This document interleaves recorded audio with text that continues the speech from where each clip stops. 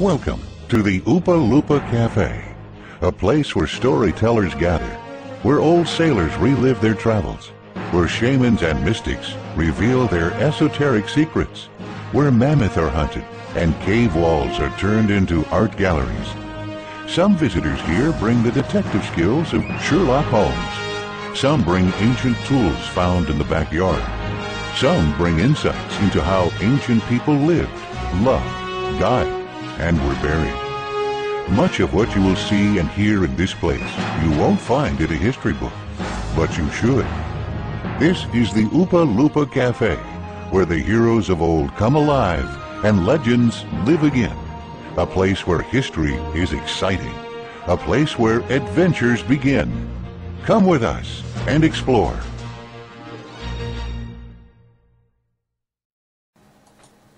And welcome to the Oopa Loopa Cafe here on the 24th of January 2013. I want to thank you for joining me today.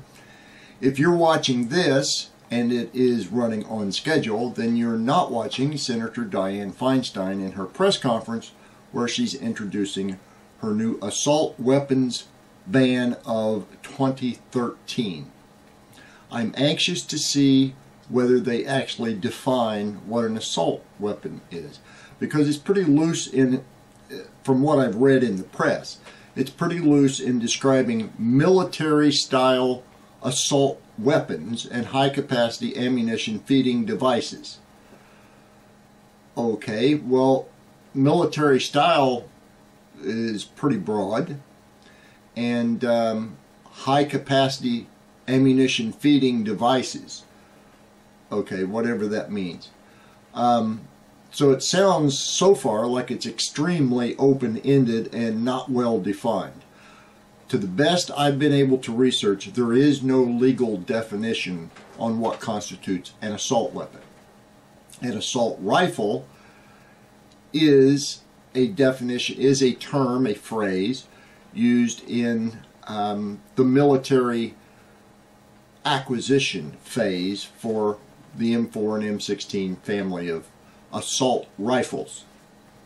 And they are fully automatic, and they can take grenade launchers and all kinds of gizmos. If you're a watcher of this show, you know the gizmos of which I speak. But on to a little bit more mundane things. We have a good show coming up. Temerity Magazine clip later on in segment 2, as well as our daily off the wall, and this one's a real crusher. You'll like it. And I wanted to talk just a little bit about this guy. Now, this is Dennis Stone, and he will be on the show for about a full segment tomorrow. We recorded an interview previously, and it's building up to his appearance on America Unearthed with Scott Wolter. An amazing place that Dennis has there in Salem, New Hampshire, just outside Salem, New Hampshire, called Mystery Hill, or America's Stonehenge is the other name for it. Now, regarding interviews, I also recorded another interview with Cindy Cashdollar, and if any of you are fans of the band Asleep at the Wheel, Cindy was the one who was playing pedal steel. She's been in the business for quite some time. I didn't ask the lady her age. My etiquette does not allow me to do that. But I can tell you that she's been in this game for quite some time, and she's very, very, very good at it.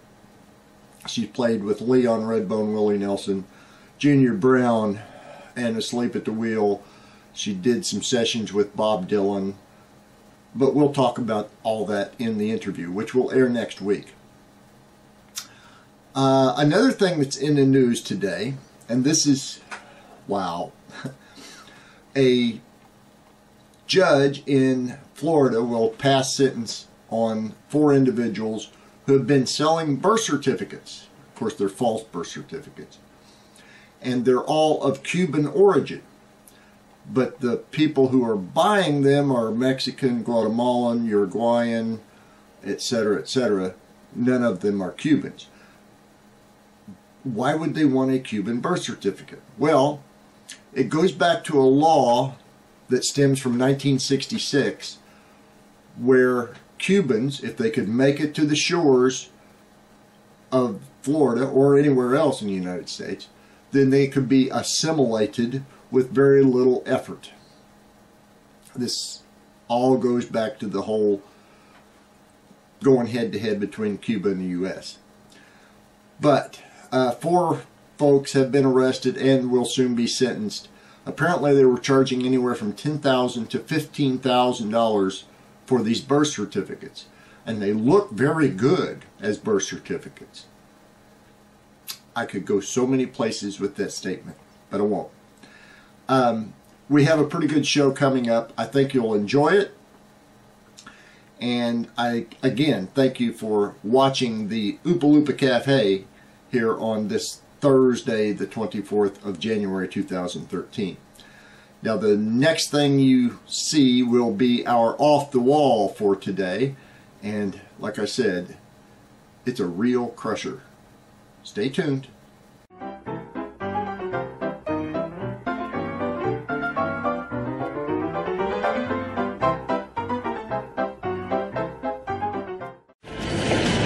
It's impossible to rehearse what we're about to do here, that you're getting crushed in the car. How do you rehearse that? You know, not everybody has a car crusher in their backyard.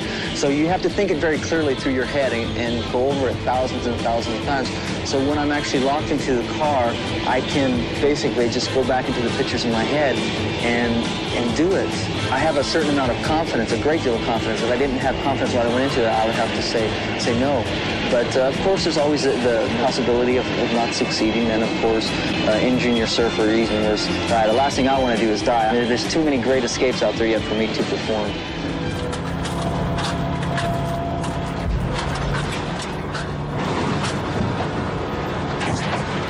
I'm keeping the time here. He's got 2.5 minutes before certain death. That's 20 seconds.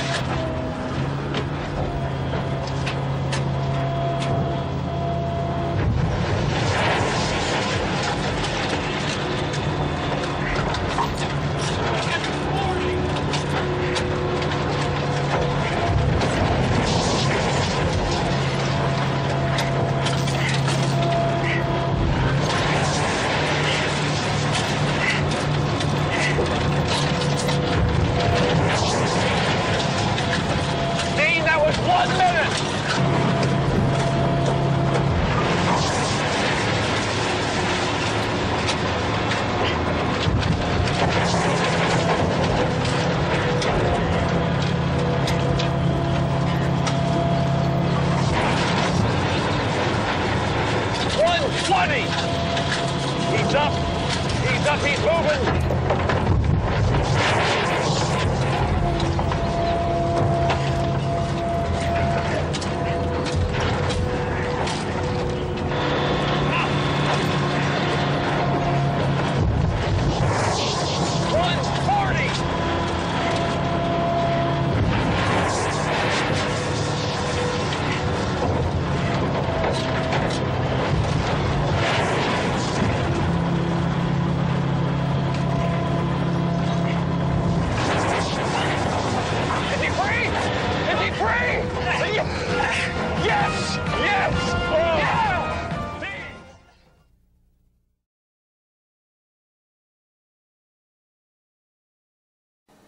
Wow, I'm glad that wasn't me in that car, although I think he probably could have gotten out of it in about 12 seconds if he'd really set his mind to it.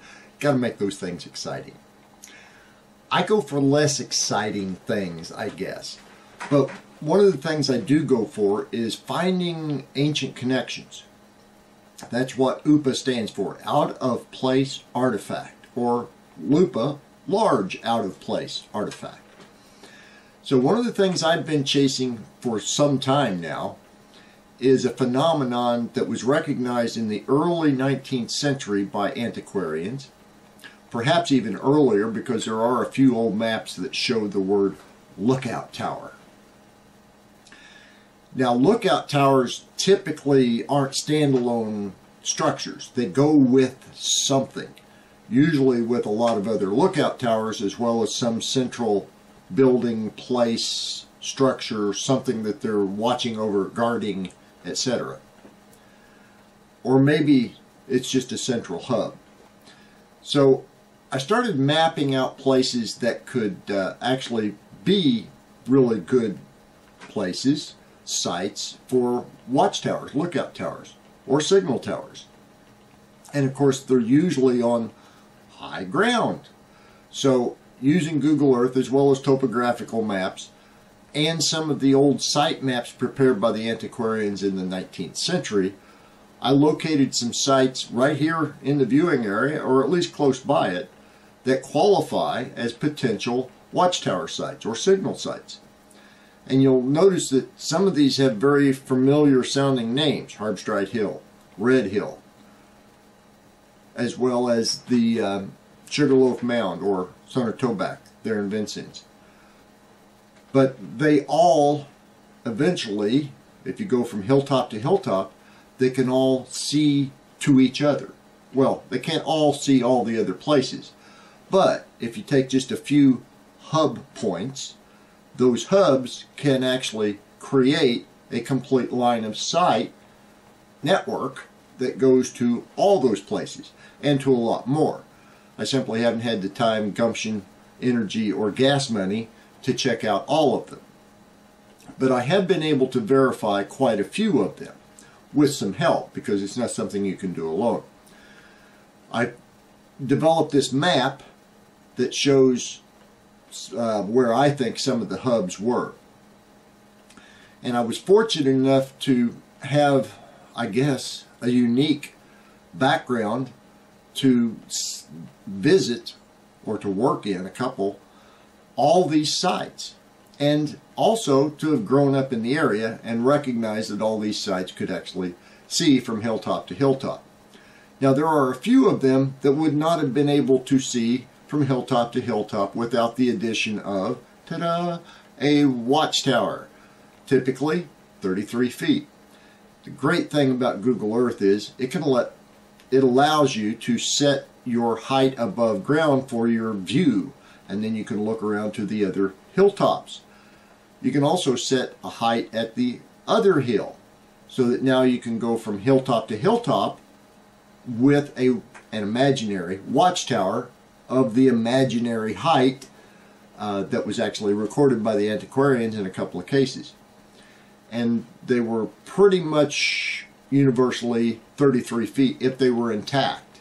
Now, if they had started falling down or had been partially torn down, then the antiquarians usually would put into their report, looks like it's been partially torn down, or whatever the case may have been.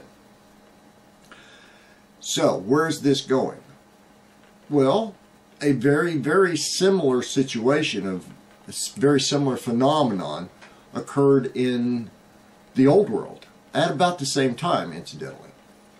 We have just a couple, really, of data samples for radiocarbon that were in association with just a couple of these watchtowers, or at least the locations of the watchtowers, because they're pretty much all gone now, all torn down, most of them turned into railroad bedding or something other than their original purpose. Now, in the Old World, particularly in Portugal, we found, I didn't find it, archaeologists found it, but I found an article about it online and wrote to the archaeologist, who gave me permission to use this picture. This watchtower comes to us from Portugal, and it is one of 24 such watchtowers that surrounded a Roman era villa. Wow. So, taking that a step further, we go into Britain and we find that a lot of the ancient sites in Britain were built in such a way that they could see from the top of Avebury to the other sites around it, or vice versa. The other sites could see back to Avebury, which we find the same exact thing at Grave Creek Mound. and we find very similar situations the entire length of the Ohio River. Kind of fascinating, that. So, taking that a step further, and this is all in my book, I was in a conversation with Scott Walter the other night, and I said, you know, we really need to talk about this on the show. And he said, send me a synopsis. So I've sent him a couple of paragraphs and about 1,000 photographs, and perhaps we will see this topic examined on America Unearthed in its second season, because it has been green-lighted to go into its second season.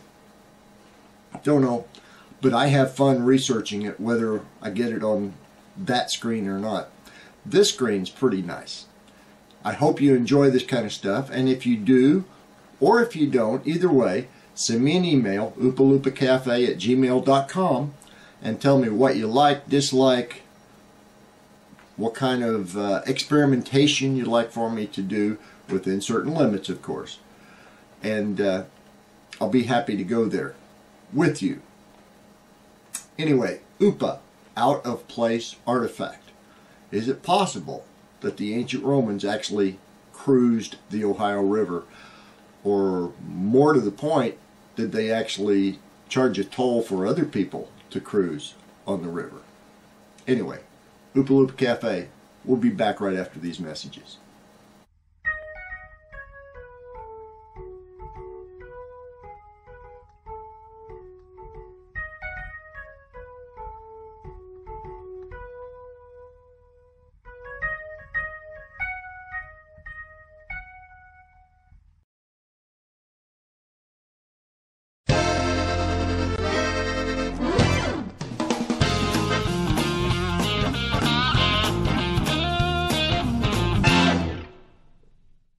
And welcome back to the Oopa Loopa Cafe.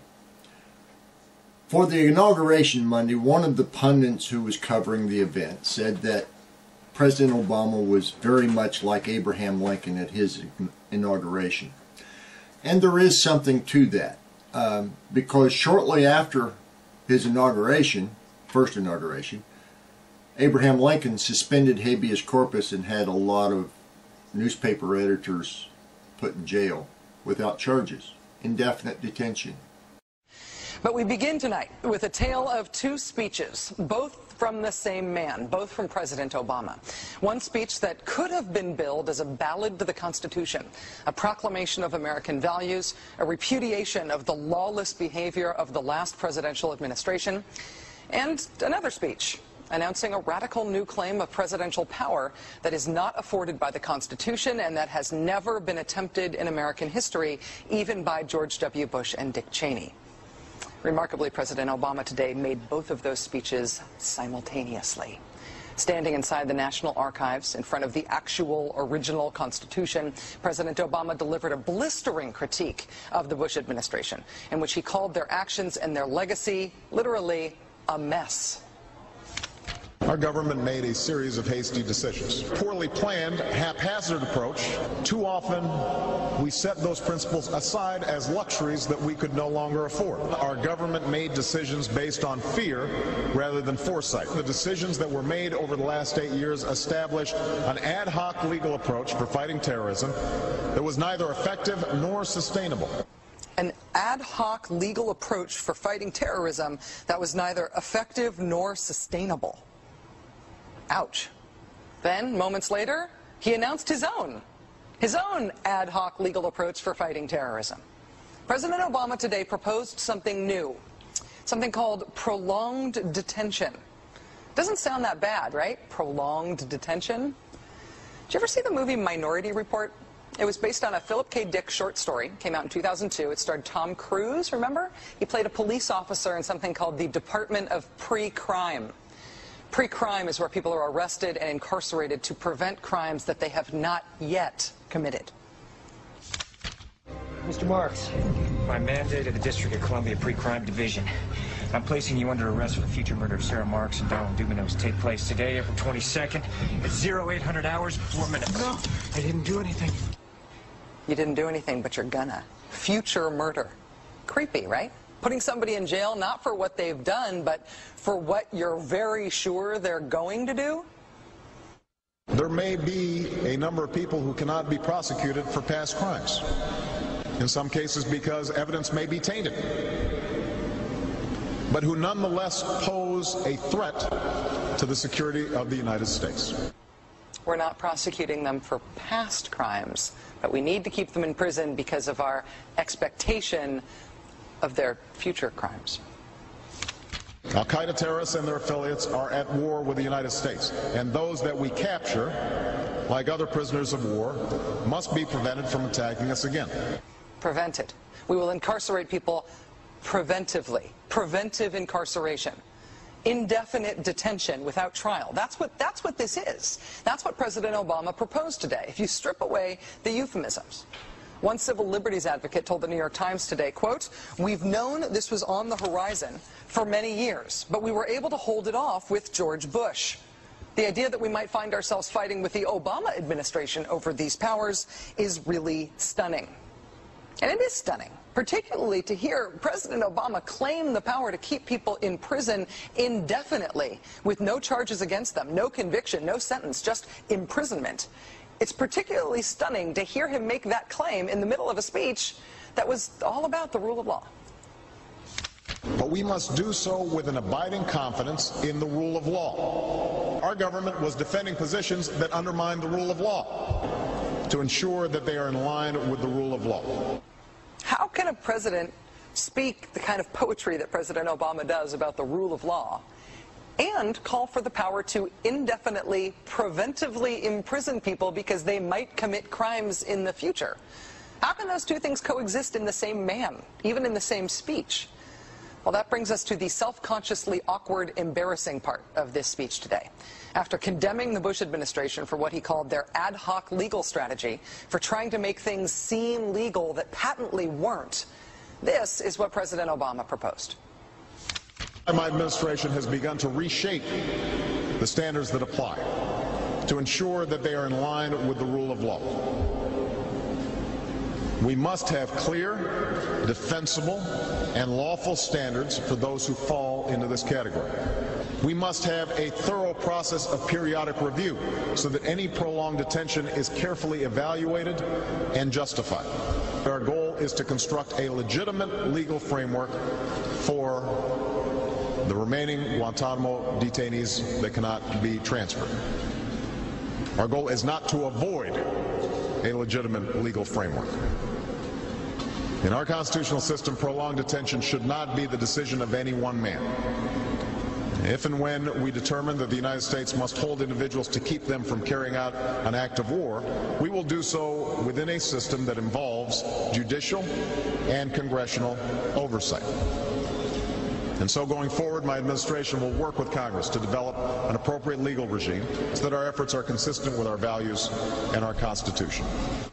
You'll construct a legal regime to make indefinite detention legal. You will, what does he say? Develop an appropriate legal regime.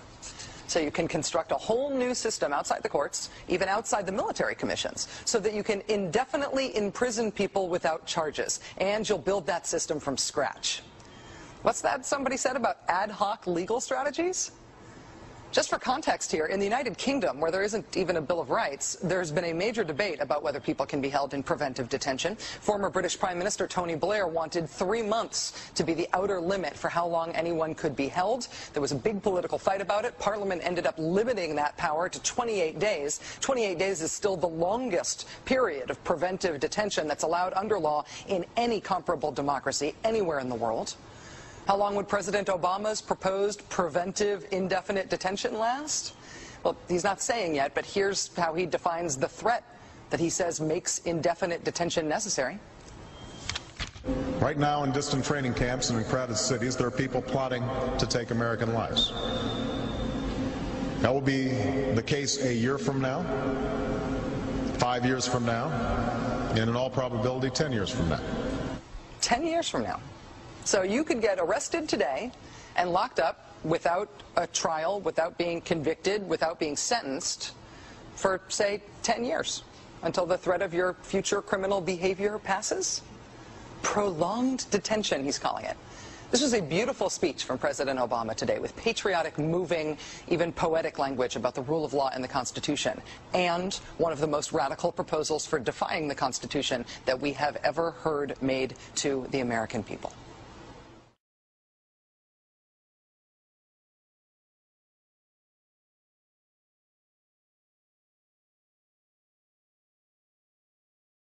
Well, one thing that's actually finite is the relationship with Temerity Magazine.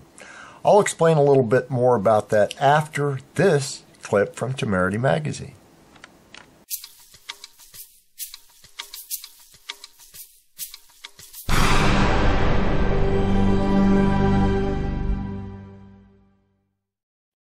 Hi, this is Chad Everson, and I'd like to welcome you to Temerity Magazine.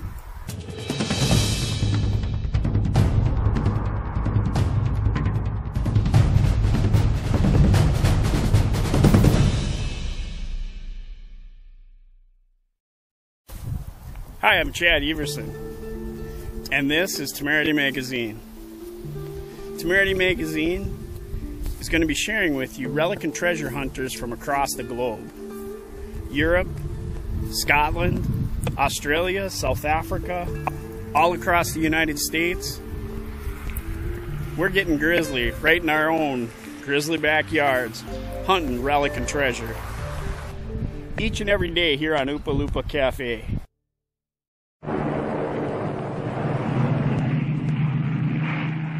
G'day everyone, CNQ Explorers again, and today welcome to my 7th metal detecting hunt at the site of a World War II forward operational airbase used by the Royal Australian Air Force and the United States Army Air Corps.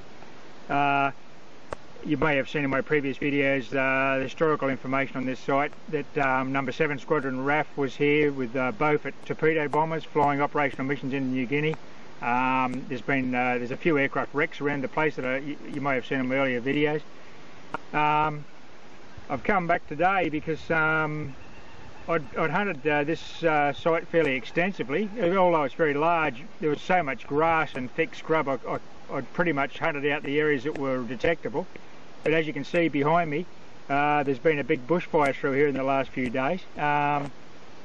Some of these fires are lit deliberately, others are natural occurring, and how they naturally occur is through lightning, or there's all the old beer bottles that are laying around. They can often start a fire, but I mean, Aboriginal people on the Cape have used fire as a management tool for thousands of years, so a lot of these trees here are fire tolerant. Well, they're all fire tolerant, and many of them are fire dependent because they need the fires to germinate. But the consequence of the fire has been a bit of a disaster. If you'd seen my earlier videos, this is the site of the original mess and cooking facility for the Air Force base, and there's a boiler just to the left. I'll show you that again. And there was an old steel water tower here, which was the main water supply for the camp, but during the fire a big old dead tree's come down and unbelievably split the old tower and completely destroyed it. So it stood there for 70 years until about 3 days ago, which is pretty sad. I'll show you that in a minute. That's behind me. So anyway, the fire's opened up some of these camp areas that I couldn't get into before, so they're going to be, I hope, have some good finds in them, and I'll be able to get in there and we'll be able to get a few more targets out of the place. But it's a big area it's opened up, this fire, so there should be some good stuff in here. I'm really looking forward to today. But anyway, I'll just show you what's left of the poor old tower here behind me. That tree's just completely demolished it, as you can see. Pretty sad. After standing there all those years, how that tree fell exactly in that spot, oh well, that's the way it goes. And over here, I've shown you that on several earlier videos, that's the main boiler for the kitchen and mess, and there's the chimney. And you can see here, this is the tree, the culprit. There's an old silage pit there for the cooking area. This is all concrete slabs all through here. But the area, I'm going to head over in that area, where I've been finding coins and relics in like this. I think that's like a tent encampment area.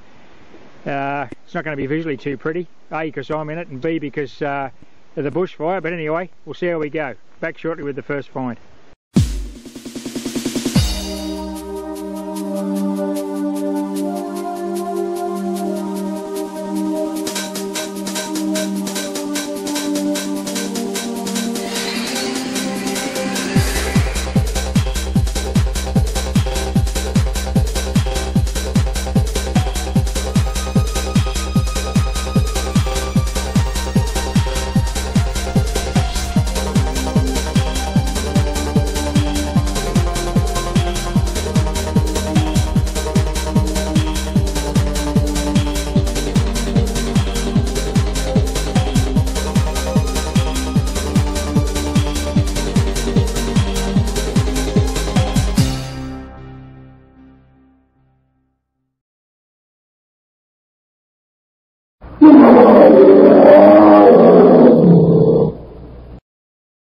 get a little grizzly. Well, Temerity is leaving us at the end of this month, but stick around for this next segment for Dennis Crenshaw, and I'll explain more about Temerity tomorrow.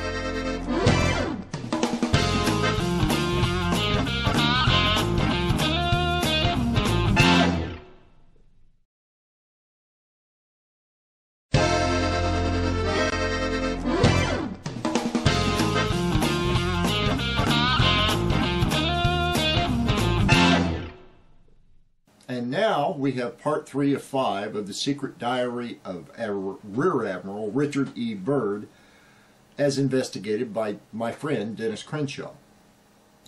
Dennis spent off and on some 15 years on this overall subject, but with the diary in particular, I think he spent a couple of very intense years gathering up the evidence. This is a compilation of all that research as presented in Burlington, Wisconsin, Halloween weekend 2010, I believe it was. And it was also the first time I ever got to meet Dennis face to face, despite having worked with him for some 17 years at that time. And when Admiral Byrd flew beyond the pole, he had proven Giannotti correctly, at least that was in his mind. The Earth did not end at the poles, but continued into, quote, vast new lands. So that was enough for Giannotti. But wait a minute. The first mention I can find of a November 1947 North Polar flight, and believe me, I searched for a long time, is on page 13 of Worlds Beyond the Pole, under the heading, The Changing Scene, 1927 to 1967. He presents a list of things that happened during those years to support his theories. One of the entries is, and you can't see it, so I'm not going to put it up there. One of the entries is, quote, 1947, February. I'd like to see that land beyond the pole. The area beyond the pole is the center of the great unknown. Admiral Richard E. Byrd, USN, and the author himself put this in italics in his book, before his 7-hour flight over land beyond the poles. So that's where the quote come from. It came from this book. Okay?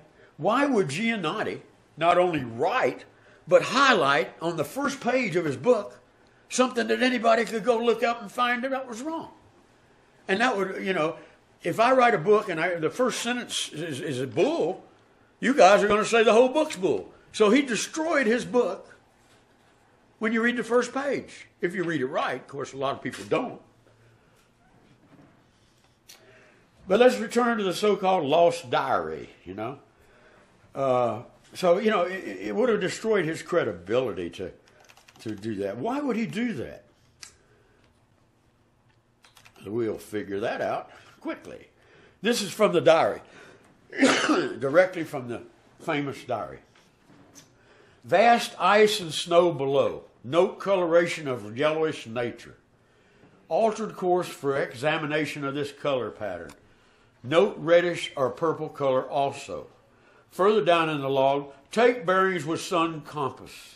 Yet all seems well. How the hell did he take bearings with a sun compass when on that date you can't see the sun? How was he able to see such detail? Little plants on the ground.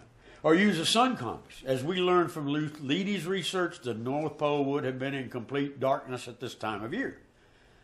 As the story progresses, the writer of this diary, supposedly Admiral Byrd, claims to see large areas of green grass, mountains, and even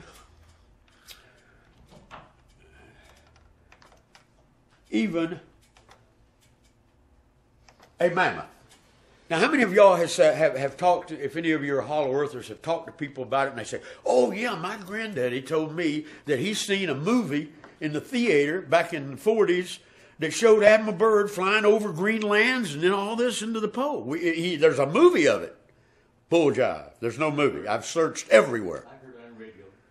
Well, you sure you heard it on the radio? But did you see the movie? Well, what did he hear on the radio? What did you hear on the radio? I think that propaganda go to right now. From somebody else. So, you know,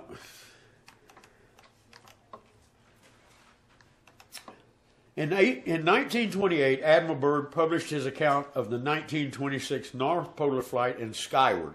On page 196, he wrote, "When our calculations showed us to be an hour from the pole, I noticed through the cabin window a bad leak in the oil tank of the starboard motor." Now, y'all can forget those dates I told you because we covered them. Remember this: a bad leak in the oil tank of the starboard motor. When I took the wheel again, I kept my eyes glued on the oil leak and the oil pressure indicator. Compare that with what's written in the diary. Okay? Oh, we also want to remember that the experts that examined the real lost diary said the reason he turned back was because of an oil leak in a motor. So that's two of them he's had now. 1928. Well, that's actually the same one that they talk about.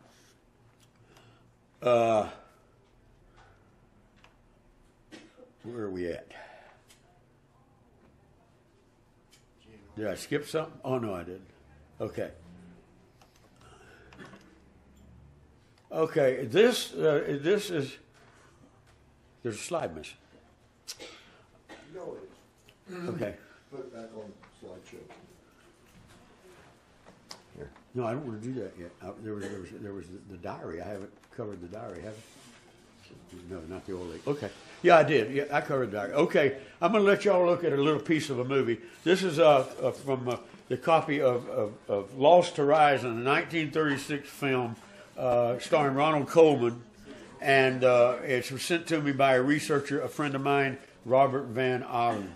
And this is in this scene, Ronald Coleman has an audience with a High Lama in Shangri-La, a lost city in Tibet. So we go to slideshow, right? Yep.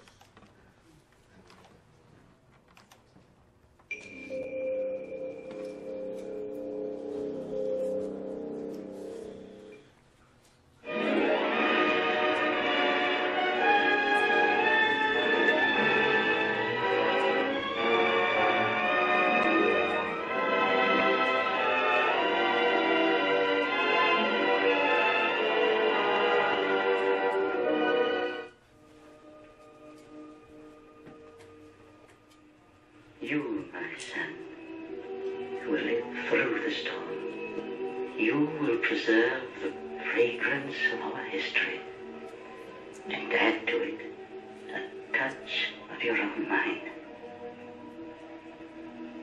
Beyond that, my vision weakens,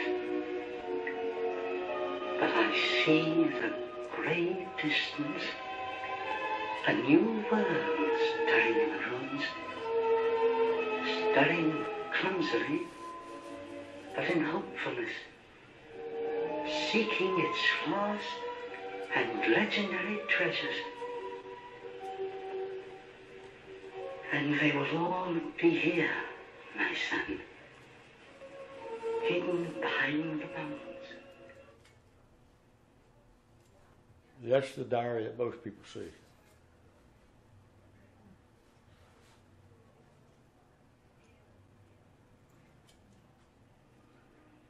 You, this is from the diary. Will live through the storm. You will preserve the fragrance of our history and add to it a touch of your own mind. Beyond that, my vision weakens, but I see the great distance, a new world stirring in the ruins, stirring clumsily, but in hopefulness, seeking its lost and legendary treasures. And they will all be here, my son, hidden behind the mountains. Is that quote from the book at all? Yes, that's what we were showing you. That's exactly the words of the book. It's plagiarism. Pure and simple. Somebody didn't even have enough sense to make their own words. They watched that movie and took the words out of it. You didn't sue him. Should have. So, Worlds Beyond the Pole. Why did this guy write this book and tell you this lie at the first? Well, there might be a reason. Who is this Giannotti. Who is he? Okay? Misspelled, it's Illuminati. That's his grandfather. His grandfather is the man that formed the Book of Italy in San Francisco, California. The Book of Italy is now the Bank of America. Oh, right. Okay. Okay?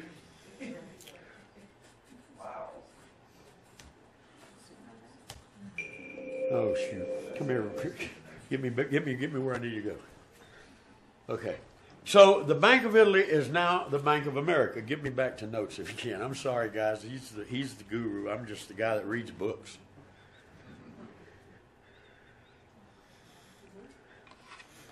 A quick look at Wikipedia will show you that his family fortune is one of the largest in the world. The family owned the two huge banks. The Bank of Italy was founded in San Francisco in 1904 by his grandfather, and the Bank of Italy grew by a branch banking strategy to become the Bank of America, the world's largest commercial bank, with 493 branches in California and assets of $5 billion in 1945. What would that be now, Rick?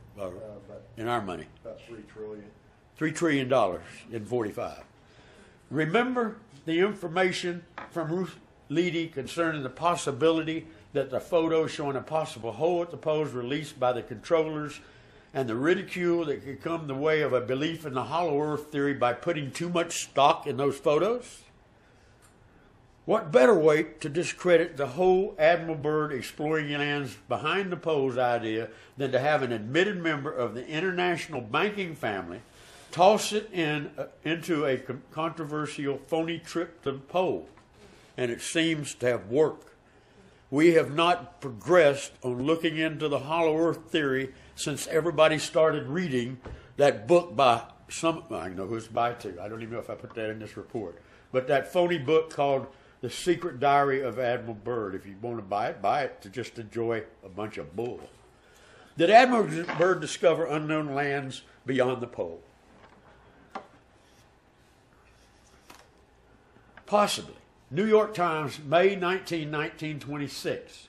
His next flight, this is quoting from New York Times, his next flight, the second, was to be a wide loop to the northwest in search of unknown land in the great area where previous explorers had been unable to penetrate. We're talking about the North Pole now. And this is in the same article. His navigation instruments are largely his own invention, for he has been for years working towards the objective of a flight to the pole and a hunt for land in the unexplored regions of the Arctic. Well, that makes sense. I mean, nobody's ever explored it.